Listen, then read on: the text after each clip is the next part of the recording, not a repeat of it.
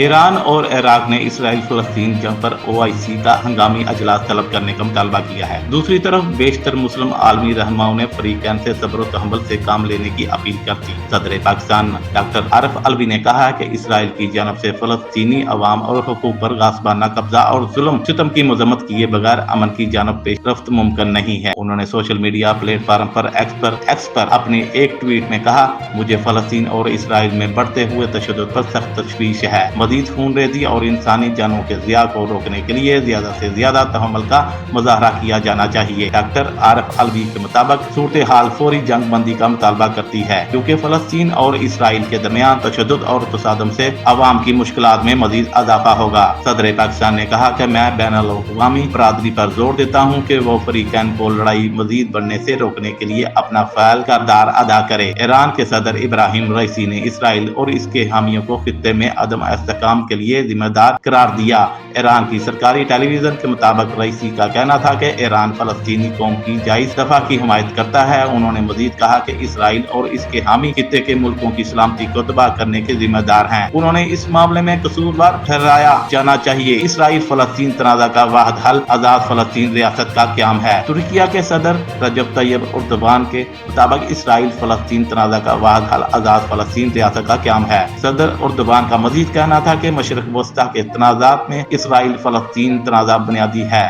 انہوں نے کہا کہ علاقائی امن کے لیے دو ریاستی حل ہی واحد راستہ ہے۔ ترکیہ صدر رجب طیب اردوغان نے اسرائیل فلسطین تنازع پر اپنے بیان میں کہا کہ اسرائیل فلسطین امن کے لیے سفارتکاری کو بڑھائیں گے۔ ترک صدر اردوغان کے مطابق دارالحکومت بیت المقدس کے ساتھ آزاد فلسطین ریاست کا قیام اب وقت کی ضرورت ہے۔ اردوغان نیوز ایجنسی کے مطابق شاہ عبداللہ نے مصر کے صدر عبدالفتاح السیسی کے ساتھ بات چیت میں منتبہ کیا طویل تنازع علاقائی سلامتی کے لیے نقصان دہ ہو سکتا ہے۔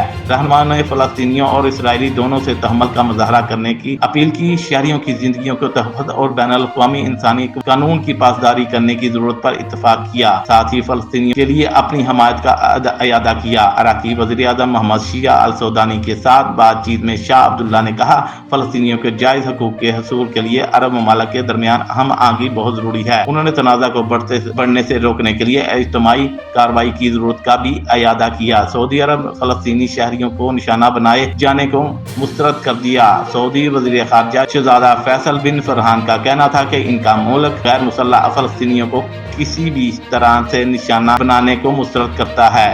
شہزادہ فیصل بن فرحان نے کشیدگی میں اضافے کو روکنے اور تمام فریقین کو بین الاقوامی انسانی قوانین کا احترام کرنے کی ضرورت پر زور دیا۔ انہوں نے صورتحال کو کون کرنے اور مزید تشدد سے بچنے کے لیے مربوط کوششوں کی ضرورت پر بھی زور دیا۔ متحدہ عرب امارات کے وزیر خارجہ شیخ عبداللہ بن زائد نہیان نے جاری تنازع پر امریکی وزیر خارجہ انٹونی بلنکن سے بات کی۔ انہوں نے فریقین پر حتی المکان تحمل سے کام لینے پر زور دیا۔